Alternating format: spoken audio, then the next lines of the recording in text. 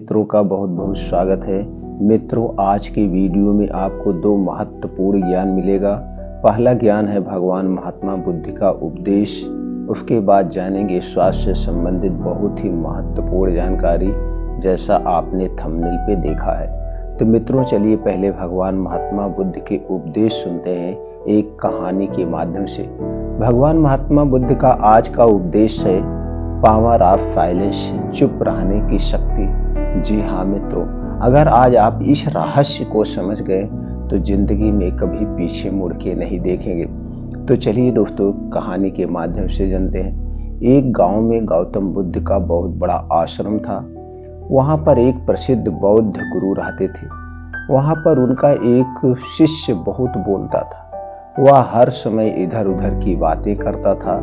जब वह दान के लिए जाता था तो हर घर से एक नई कहानी लेकर आता और आश्रम के दूसरे शिष्यों को सुनाता था। एक शिष्य की दूसरे से बुराई करता, चुगली करता और दूसरों के सामने अच्छा बनने का प्रयास करता। खुद के मुंह से ही खुद की तारीफ करता रहता और हमेशा ही खुद को गुरु के सामने सबसे बुद्धिमान और उत्तम साबित करने का प्रयास करता। वह खुद को सभी शिष्यों से अलग और श्रेष्ठ मानता था। उसका कहना था कि मैं एक अमीर घर का बालक हूँ। अगर मैं चाहता तो एक आरामदायक और सुविधाओं से भरा जीवन जी सकता था, लेकिन मैं वह सब छोड़कर यहाँ आ गया क्योंकि मुझे सत्य की खोज करनी है, खुद को जानना है, जीवन को जानना है। इसीलिए मेरा त्याग तुम सबसे बड़ा है। एक दिन गुरु ने आश्रम के सभी शिष्यों को बुलाकर कहा, आप सभी को अगले 1 महीने के लिए कोई ना कोई संकल्प लेना है। इससे आपकी संकल्प शक्ति मजबूत होगी और आप में आत्मशक्ति का संचार होगा। आप सभी अपने सामर्थ्य के अनुसार कोई भी संकल्प ले सकते हैं और यदि 1 महीने से पूर्व आप में से जिसका भी संकल्प टूट जाएगा तो वह अपनी पुरानी दिनचर्या में वापस आ जाएगा। सभी शिष्यों ने अपनी शक्ति के अनुसार छोटे बड़े संकल्प लिए और वह गुरु को अपने अपने संकल्प के बारे में बताकर वहां से चले गए। लेकिन वह शिष्य जो खुद को सबसे अलग और बड़ा दिखाना चाहता था, वह सीधे गुरु की कुटिया में पहुंच गया और बोला, मैं कोई छोटा मोटा संकल्प नहीं लेना चाहता, बल्कि खुद की ही जैसे एक बड़ा और महान संकल्प लेना चाहता हूं। कृपया आप ही बताएं क्या संकल्प लेना चाहिए। उसकी यह बात सुनकर गुरु मुस्कुराए और बोले, क्या तुम मेरे द्वारा दिए गए संकल्प को पूरा कर पाओगे? क्या तुम्हारे लिए इसे पूरा करना संभव होगा? शायद नहीं। वह तुम्हारे लिए संभव नहीं है। तुम उसे पूरा नहीं कर पाओगे, इसलिए तुम खुद की ही कोई संकल्प ढूंढो। शिष्य ने कहा, नहीं गुरुदेव, आप जो भी संकल्प मुझे देंगे मैं उसे जरूर पूरा करूंगा। गुरु ने कहा, ठीक है, तो तुम अगले 1 महीने तक चुप रहोगे, मुंह से एक शब्द भी नहीं निकालोगे, यही तुम्हारा संकल्प है। शिष्य ने कहा, गुरुदेव, यह भी कोई संकल्प है? यह तो बहुत ही आसान है। 1 महीने तक चुप ही रहना है। आप कोई बड़ा संकल्प दीजिए जो मेरी योग्यता के लायक हो, जिसे पूरा करने में मुझे समस्या हो, परेशानी हो। गुरु ने कहा, पहले तुम इस संकल्प को तो पूरा करके दिखाओ। शिष्य ने गुरु की बात मान ली और वह उसी समय चुप हो गया और पलटकर कुटिया से बाहर चला गया। उसे चुप रहना बहुत आसान लग रहा था। उसने एक दिन तो जैसे तैसे चुप रहकर काट लिया, लेकिन दूसरे दिन से उसके मन में ना बोलने का बोझ बढ़ने लगा। तीसरे दिन उसे भारीपन महसूस होने लगा और चौथे दिन उसके अंदर एक अजीब सी बेचैनी होने लगी, क्योंकि आसपास आश्रम के सभी शिष्य एक दूसरे से बातें करते रहते थे। वह भी अपना पक्ष उनके सामने रखना चाहता था, उनकी बोलती बंद कर देना चाहता था, लेकिन उसका संकल्प उसके आड़े आ रहा था। इसीलिए वह पूरे दिन सिर्फ मुंह और आंखें बनाता रहता। इसी तरीके से कुछ दिन और बीते और वह शिष्य बीमार पड़ गया। उसका सिर फटा जा रहा था, उसका खाने पीने तक का मन नहीं कर रहा था, वह सिर्फ बोलना चाहता था। वह गुरु के पास गया और उनके सामने बैठकर लिखकर उन्हें बताया, गुरुदेव, मैं बोलना चाहता हूँ, बिना बोले मुझे सांस नहीं आ रही है, मेरा दम घुटता जा रहा है, मैं अंदर ही अंदर पागल हुआ जा रहा हूँ, मैं क्या करूं, संकल्प तोड़ दूं क्या? यह पढ़कर गुरु मुस्कुराए और बोले, संकल्प तो तोड़ने के लिए ही होते हैं, लेकिन जो अपनी आंतरिक शक्ति को बढ़ा लेता है वह समाज और जागृति की राह पर आगे बढ़ता जाता है। संकल्प का लेना भी तुम्हारे हाथ में था और इसे तोड़ना भी तुम्हारे ही हाथ में है। तुम्हारे बहुत से भाई अपने संकल्प को तोड़कर अपनी पुरानी दिनचर्या पर वापस आ चुके हैं। अगर तुम्हें नहीं हो रहा है, अगर तुमसे नहीं हो पा रहा तो तुम भी संकल्प तोड़कर अपनी पुरानी दिनचर्या पर वापस जा सकते हो। लेकिन याद रहे, अगर आज तुम इस छोटे से संकल्प को नहीं संभाल पा रहे हो तो तुम अपनी बाकी की पूरी जिंदगी को कैसे संभाल सकोगे? बाकी फैसला पूरी तरह से तुम्हारे हाथों में है। गुरु की यह बात उस शिष्य के दिल में चोट कर गई। वह बिना कुछ बोले वहां से वापस चला गया और खुद को अपनी कुटिया में बंद कर लिया। वह केवल अपने जरूरी कामों के लिए ही कुटिया से बाहर निकलता, बाकी सारे समय कुटिया के अंदर ही बैठा रहता था। 15 दिन बीत चुके थे और आश्रम के लगभग सभी शिष्यों का संकल्प अब तक टूट चुका था, लेकिन उसका संकल्प अभी भी जारी था। संकल्प लेने के बाद से अब तक उसने एक शब्द भी नहीं बोला था। सारा आश्रम हैरान था, कितना बोलने वाला इंसान चुप कैसे हो गया। 15 दिन बीतने के बाद वह दोबारा अपने गुरु के पास गया और लिखकर बताया, हे गुरुदेव, मैं बाहर से तो चुप हूं, लेकिन मेरे भीतर बहुत सी आवाजें हैं, बहुत सी चीख पुकार और शिकायतें हैं। मैं अंदर ही अंदर बात करता रहता हूं, मेरा मन तरह तरह के प्रश्न पूछता रहता है। मैं बाहर से जितना मौन हूं, भीतर से उतने ही शोर शराबे से भरा हुआ हूं। क्या इस तरह से मेरा संकल्प अभी भी जारी है? गुरु ने कहा, हाँ, तुम्हारा संकल्प अभी भी जारी है, लेकिन जब तक लोगों की यह आवाजें तुम्हारे कानों में पड़ती रहेगी, तुम्हारा मन बोलता रहेगा, क्योंकि इसे तो आदत ही बोलने की है। तुम भले ही बाहर से चुप रहो, लेकिन तुम अंदर ही अंदर बोलते रहोगे। तुम इन बातों से, इन आवाजों से दूर जाना पड़ेगा। शिष्य गुरु को प्रणाम कर वहां से चला गया और सुबह होते ही अपनी कुटिया छोड़कर जंगल की तरफ चला गया। कई दिन बीत जाने के बाद संकल्प का समय धीरे धीरे पूरा होता है, लेकिन शिष्य लौट कर नहीं आया। आश्रम में सभी को डर था कि कहीं जंगली जानवर ने उसे खा तो नहीं लिया। इस बीच उसे ढूंढने की बहुत कोशिश की गई, लेकिन वह कहीं नहीं मिला। सभी गुरु भाइयों ने मान लिया था कि जंगली जानवरों ने उसे अपना शिकार बना लिया है, लेकिन गुरु को ऐसा नहीं लगता था। एक दिन आश्रम का एक शिष्य गुरु के पास आया और बोला, गुरुदेव, हमारे उस अधिक बोलने वाले भाई के साथ क्या हुआ होगा? क्या जानवर ने उसे मार दिया होगा? गुरु ने कहा, हो सकता है कि जानवरों ने उसे अपना शिकार बना लिया हो, लेकिन उसके न लौटने की एक दूसरी वजह भी हो सकती है। शायद उसे वह मिल गया है जिसके लिए वह गया था। फिर शिष्य ने पूछा, गुरुदेव, क्या ज्यादा बोलना इतना हानिकारक होता है? गुरु ने कहा, इंसान के जीवन के बहुत सारे दुखों में से एक दुख यह भी है कि वह कभी चुप नहीं रह सकता, हमेशा कुछ ना कुछ बोलता ही रहता है। सिर्फ हमारे बोलने के कारण हमारे आधे से ज्यादा दुख पैदा होते हैं। परिवार के अधिकतर झगड़ों की वजह हमारा बेमतलब बोलना ही होता है। हम में से कोई भी चुप नहीं रहना चाहता। हम बस सामने वाले को सुना देना चाहते हैं। जो भी हमारे मन में है सब निकाल कर उसके मन में बैठा देना चाहते हैं। उसे समझा देना चाहते हैं कि देख, तू गलत है और मैं सही।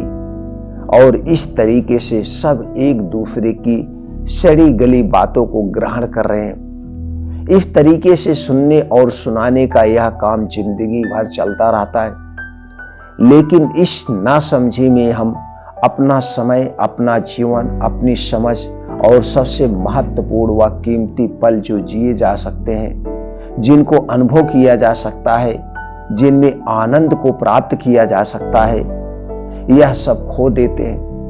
लेकिन इसके बदले हमें मिलता क्या है? कुछ नहीं, सब व्यर्थ और बर्बाद हो जाता है। इस पागलपन में हमने क्या खो दिया, इसका एहसास केवल कुछ ही लोगों को हो पाता है। बाकी लोग जैसे उन्हें अपने आने का पता ही नहीं, वैसे उन्हें अपने जाने का भी पता नहीं चल पाता है। शिष्य ने कहा, तो फिर इसका समाधान क्या है गुरु? गुरु ने कहा, पूरी जागरूकता के साथ अपने विचारों को देखना, यही एकमात्र तरीका है। सारी मानसिक समस्याओं का वर्तमान में रहकर चिंतन करना, पूरी जागरूकता के साथ अपना काम करना जिंदगी में चमत्कारी बदलाव ला देता है। उसके बाद वह शिष्य गुरु से अपने प्रश्नों का उत्तर पाकर उनको प्रणाम करके वहां से चला गया। उस शिष्य को आश्रम छोड़कर गए हुए 3 महीने का समय बीत चुका था, लेकिन उसकी कोई खबर ना थी। अब तक तो सभी गुरु भाइयों ने भी उसके वापस लौटने की उम्मीद छोड़ दी थी। लेकिन एक दिन वह आश्रम लौट आता है। उसे देखकर सभी के आश्चर्य और खुशी का ठिकाना ना रहा। लेकिन अब वह नहीं था जो यहां से गया था। वह कुछ और ही बनकर वापस आया था। उसके अंदर एक गजब का बदलाव महसूस किया जा सकता था। उसके चेहरे पर एक गजब का ठहराव और आंखों में बड़ी शांति थी। आश्रम में आते ही सभी गुरु भाइयों ने उसे चारों तरफ से घेर लिया और बातें करने लग गए। वह भी अपने गुरु भाइयों से बातें करने लगा। उससे बात करने वाले सभी ने यह अनुभव किया कि अब वह पहले जैसा उतावला और बातूनी नहीं रह गया था। उसके मुंह से एक एक शब्द बहुत ही सुलझे हुए और मधुरता के साथ निकल रहे थे। थोड़ी देर तक गुरु भाइयों से बात करने के बाद वह सीधा गुरु की तरफ चला गया। उसने गुरु के चरण छुए और कहा, गुरुदेव, क्या मैं अब भी मौन हूं? क्या अब भी मेरा संकल्प जारी है? गुरु कुछ देर तक शिष्य की आंखों में बड़े ध्यान से देखा और कहा, हाँ, तुम अब भी मौन हो। तुम्हारे मुंह से एक शब्द निकल नहीं रहा और तुम्हारा संकल्प अभी भी जारी है। शिष्य ने कहा, गुरुदेव, जब मैं आश्रम से गया तो मैं मुंह से तो चुप था, लेकिन मेरे अंदर बहुत सी आवाजें थी, मन में बहुत से प्रश्न थे और वह बंद नहीं हो रहे थे। तो मैं जंगल में चला गया, इस उम्मीद से कि वहां मुझे शांति मिलेगी और मेरे मन की बकबक कम हो जाएगी। लेकिन मैं जितना एकांत में जाता गया, मेरे अंदर की आवाज उतनी ही तेज होती गई। मेरे भीतर की पुरानी से पुरानी आवाज मुझे सुनाई देने लगी। तब जाकर मैंने महसूस किया कि मैंने कितना गलत कर रहा था। जब मैं अपने परिवार वालों, दोस्तों और गुरु भाइयों को बुरा भला कहता था तो उस समय मुझे लगता था कि मैं सही कर रहा हूं। जब मैं गुरु भाइयों की एक दूसरे से चुगली करता था और उसका मजाक बनाता था, तब भी मुझे यही लगता था कि मैं उनसे बेहतर हूं और मैं सही कर रहा हूं। लेकिन उस दिन से मैंने पहली बार महसूस किया कि मैं कितना गलत बोलता था। काफी दिनों तक ये आवाज, ये शिकायतें मेरे अंदर चलती रही, लेकिन धीरे धीरे करके एक दिन ये सारी आवाजें मेरे अंदर से समाप्त हो गई। अब मैं भीतर से भी मौन हो गया। उस घने जंगल में बाहर से कोई बोलने वाला था ही नहीं और भीतर कोई आवाज बची ही नहीं थी। और मैं उस दिन पहली बार मौन का सही अर्थ समझा। मेरे चारों तरफ बहुत शांति थी। हालांकि अभी भी कुछ आवाजें आ रही थी जो पहले भी आती थी, लेकिन मैं उन्हें सुन नहीं पाता था। पर अब वह सभी आवाजें मुझे स्पष्ट रूप से सुनाई दे रही हैं। हवा के चलने की आवाज, चिड़ियों के चहकाने की आवाज और पानी के बहने की आवाज। ये सभी आवाजें मैंने पहली बार पूरे होश पूर्वक सुनी और अपने चारों तरफ इतनी शांति मैंने पहले कभी महसूस नहीं की थी। तो इस शांति को भंग करने के लिए मैंने पहली बार अपने मुंह से कोई शब्द निकाला। मैं चिल्लाया, हे ईश्वर, ये कैसी शांति है? सब कुछ इतना शांत क्यों है? ऐसा क्या हो गया? लेकिन मेरे चिल्लाने के बाद भी शांति भंग नहीं हुई। सब कुछ पहले जितना शांत ही था, बाहर भी और भीतर भी। हे गुरुदेव, मैंने अपने गुरु भाइयों से बात की, मैंने आपसे बात की। मैं बोल रहा हूं, मैं चल रहा हूं, मैं सब कुछ देख रहा हूं, लेकिन मैं अपने भीतर एकदम एकांत में हूं, मौन में हूं। भीड़ में होता हूं तब भी भीतर से अकेला एकांत में होता हूं। जब मैं खुद में भी शोर करना चाहता हूं तब भी एकांत में ही होता हूं। अब सब दिखाई पड़ने लगा है, सब सुनाई पड़ने लगा है। गुरु ने कहा, जब तक हम बाहर की तरफ बोलते रहेंगे भीतर अशांति ही रहेगी, लेकिन जिस दिन हम भीतर की तरफ मुड़ जाएंगे तब हमारे मुंह से कुछ भी नहीं निकलेगा, हम शांत ही रहेंगे। दुनिया में जितनी भी बुराइयां हैं ज्यादातर हमारे बोलने से ही उत्पन्न होती है, क्योंकि हम चुप रहना नहीं चाहते। हम जितनी जरूरत है उससे कहीं ज्यादा बोलते हैं। हम सामने वाले को सुनाना चाहते हैं, बल्कि उसकी बोलती बंद कर देना चाहते हैं। उसे समझा देना चाहते हैं कि मैं कौन हूं, मैं क्या कर सकता हूं, और यही हमारी जिंदगी का मकसद बनकर रह जाता है। हमारी सारी ऊर्जा व्यर्थ के बोलने में बर्बाद होती रहती है। ऐसे ही समाज में लोगों का जीवन दुखों से भर जाता है, जो हमेशा एक दूसरे को सुनाने में लगे रहते हैं। कभी दूसरे को सुनाना नहीं चाहते हैं, उनका सुनना ही नहीं चाहते, सिर्फ सुनाना चाहते, समझना नहीं चाहते हैं। और चुप रहना तो उन्होंने कभी सीखा ही नहीं, क्योंकि चुप रहना उन्हें छोटा महसूस करवाता है। दुनिया की सभी लड़ाइयों का कारण हमारा बोलना ही है, इसलिए हमें सिर्फ उतना ही बोलना चाहिए जितना जरूरी हो, क्योंकि व्यर्थ का बोलना ऊर्जा को नष्ट करना है, और यह बोलना ही हमें कभी अपने भीतर की ओर लौटने नहीं देता, क्योंकि यह हमें बाहर की ओर खींच कर रखता है। और बाहर है ही क्या, बाहर है ही क्या इस संसार के अलावा। लेकिन अगर अपने भीतर के संसार की ओर मुड़ना है तो इस मुंह को बंद ही रखना चाहिए। इसीलिए जितने भी बुद्ध हुए, आत्मज्ञानी हुए, वह सभी एकांत की ओर भागे, ताकि उन्हें ज्यादा ना बोलना पड़े, ज्यादा सुनना ना पड़े। वह एकांत में रहें और शांत रहें, इसीलिए आसानी से भीतर की यात्रा कर पाए।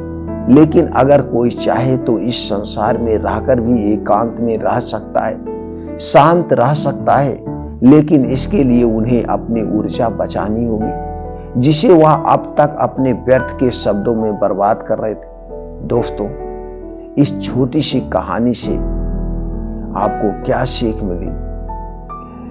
क्या व्यर्थ का बोलना ऊर्जा को नष्ट करना और ज्यादा व्यर्थ बोलना ही हमें अपने भीतर की ओर लौटने नहीं देता?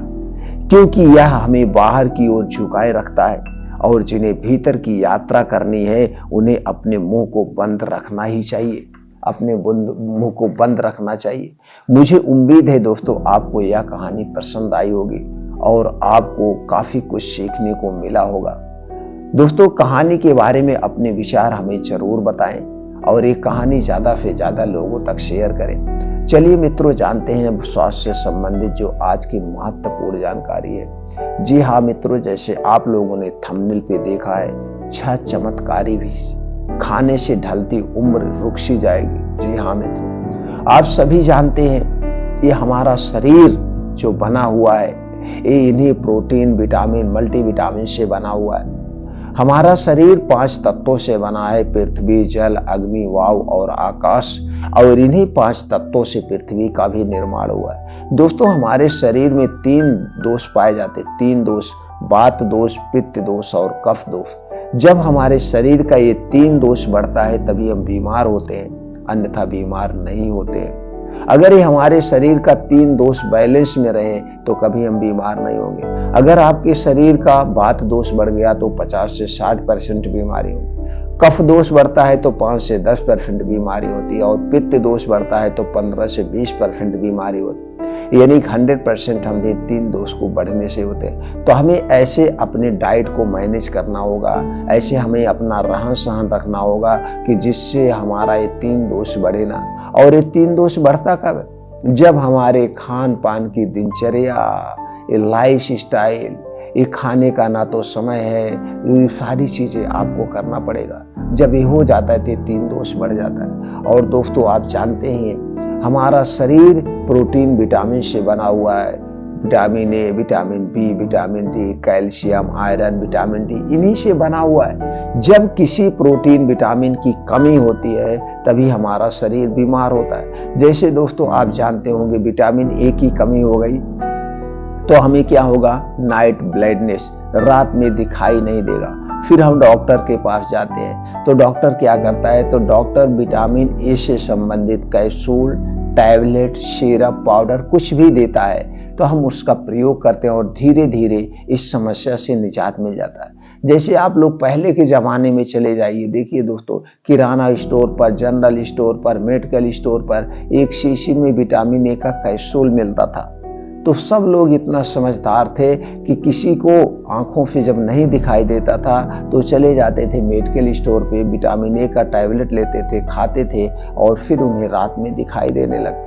तो यहाँ ये बताने का मतलब है कि जो आपकी डाइट है, जो हमारी डाइट है, हमें ऐसे मैनेज करना चाहिए उन्हीं में सभी तरह के प्रोटीन्स, विटामिन्स पाए जाते हो। तो दोस्तों ये जो 6 बीज आज हम आप बात करने वाले हैं, ये 6 बीज सर्वगुण संपन्न है। इसमें सभी तरह के प्रोटीन्स और विटामिन्स पाए जाते हैं। अगर आप इन्हें सही मात्रा में सही समय पर उपयोग करते हैं तो दोस्तों आप स्वस्थ व निरोग हमेशा बने रहेंगे। तो चलिए मित्रों जानते हो 6 बीज कौन से हैं, उसमें कौन कौन से प्रोटीन्स, विटामिन्स पाए जाते हैं और उन्हें कब कैसे खाना है, और लास्ट में कुछ और सीक्रेट बातें आपसे शेयर करेंगे। पहले चलिए इस बीज के बारे में चर्चा कर लेते हैं। दोस्तों पहला बीज जो है वो है अलसी का बीज। अलसी का बीज सर्वगुण संपन्न है। दोस्तों इसमें अंडे, गोश्त से भी ज्यादा शक्तिशाली है, ये शक्तिशाली है। बस इसे सही मात्रा में हमें प्रयोग करना चाहिए।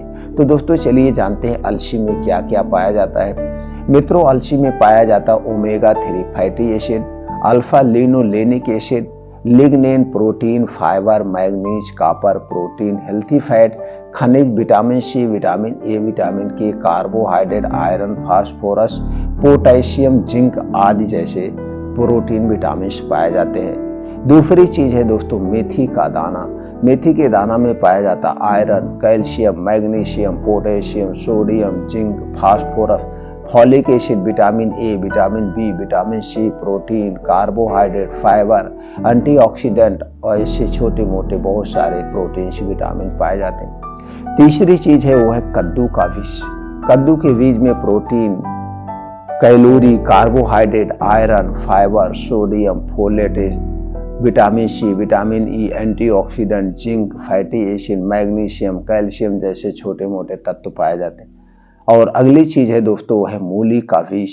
मूली के बीज में पाया जाता folate, vitamin C, magnesium, phosphorus, manganese, copper, protein, antioxidant, linoleic acid, organic acid व अन्य छोटे मोटे और प्रोटीन, विटामिन। अगली चीज है दोस्तों है मूंग। मूंग में पाया जाता copper, folate, riboflavin, vitamin, vitamin C, vitamin B6, fibre, potassium, phosphorus, magnesium, iron, niacin, thiamine, antioxidant, zinc व अन्य छोटे मोटे तत्व पाए जाते हैं। छठवीं चीज है दोस्तों है सूरजमुखी का बीज। सूरजमुखी के बीज में पाया जाता है मैग्नीशियम, फैट, खनिज पदार्थ, vitamin C, vitamin E, antioxidant, fibre, calcium, iron, phosphorus जैसे छोटे मोटे और प्रोटीन, विटामिन पाए जाते हैं। अब दोस्तों आपने 6 बीन्स के बारे में समझ गए। अब ये 6 बीन्स को हमें कितनी मात्रा में लेना है, कैसे खाना, वो जान लेते हैं। इसमें लेना है आपको अलसी का बीज 1 चम्मच, मेथी का दाना आधा चम्मच,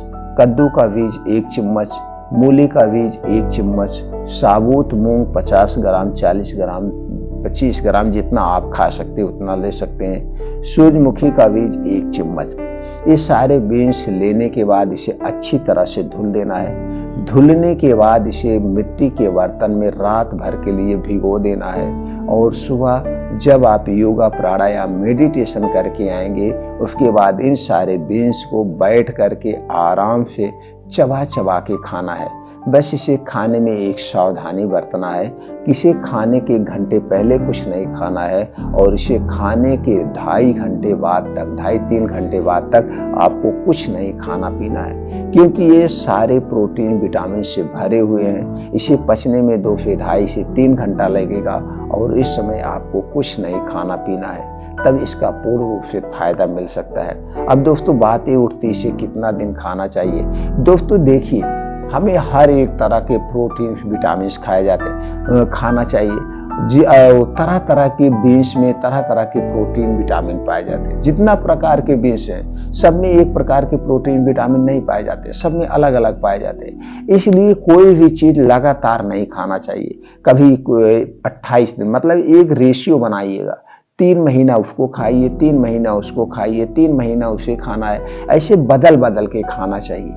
तो बदल बदल के जब हम खाएंगे तो बदल बदल के हमें प्रोटीन से विटामिन से मिलेंगे। इसलिए कोई भी अस्थायी रूप से नहीं लेना चाहिए। अब जैसे ये है, इसे आप 3 महीना लगातार खाइए और खास करके प्रयास करिए गर्मी के सीजन में खाने का। अब गर्मी के दोस्तों मिस्टेक, यानी कि ठंडी के सीजन में खाना चाहिए ज्यादा करके, क्योंकि ठंडी में हमारा पाचन तंत्र स्ट्रांग होता है, जो कुछ भी हम खा लेते हैं वो सही ढंग से पच जाता है। ठंडी में अगर हम अपने सही डाइट का चुनाव कर लिए तो पूरी ठंडी में सही ढंग से खा लिए तो पूरे ठंडी में हमारा स्वास्थ्य इतना अच्छा हो जाएगा। आने वाला जो 4 महीना गर्मी का है, आने वाला जो 4 महीना बारिश का है, बीमारी वाला समय है, इसमें हम स्वस्थ व निरोग बने रहेंगे। इसलिए हमें चाहिए अच्छी से अच्छी डाइट का चुनाव करना चाहिए ठंडी के समय में। अब जब गर्मी का समय आए उस समय कुछ और बीन्स आते हैं, कुछ और प्रोटीन विटामिन वाले भी, तो उस समय दूसरा ले लेना चाहिए। फिर बारिश का सीजन आया, दूसरा ले लेना चाहिए। इसी तरह से 3-3 महीने का हमें स्टेप बना के बदल बदल के सब कुछ खाना पीना चाहिए। 3 महीने का, तो 3 महीने में इसकी शक्ति मिल गई, 3 महीने में उसकी शक्ति मिल गई। तो दोस्तों इस ढंग से सारे प्रोटीन विटामिन को मैनेज करके आप स्वस्थ व निरोग रह सकते हैं। और दोस्तों आपके शरीर में जो वात पित्त कफ पाया जाता है, इसको बढ़ाने वाली जो चीजें, इसे कभी मत खाना। अगर आपके शरीर का वात पित्त कफ, तीनों चीज बैलेंस में रहेंगे तो आप पूरे भविष्य में कभी बीमार नहीं होंगे। अब वात पित्त कफ को बढ़ाने वाली कौन सी चीजें हैं, इससे संबंधित चैनल पर बहुत वीडियो पड़ी हुई है, आप देख सकते हैं। उसमें आप देख सकते हैं वात रोग क्या है, पित्त रोग क्या है, कफ रोग क्या है, इसके बढ़ाने वाले कौन सी चीजें हैं, अगर हमारे शरीर में बढ़ गया तो क्या क्या बीमारियां होंगी। उसके साथ साथ दोस्तों प्रकृति के क्या नियम है, क्योंकि ये दोस्तों हमारा शरीर प्रकृति से ही बना है, तो हमें प्रकृति के नियम जानना बहुत जरूरी है। खाना खाने के क्या नियम है, पानी पीने के क्या नियम है, हमें डेली रूटीन में योगा प्राणायाम मेडिटेशन जरूर करना चाहिए। इससे संबंधित चैनल पर बहुत सारे वीडियो हैं, वहां से देख करके आप अपने ज्ञान को बढ़ा सकते हैं और स्वस्थ व निरोग रह सकते हैं। फिर मिलते हैं अगले वीडियो में दोस्तों नई जानकारी के साथ।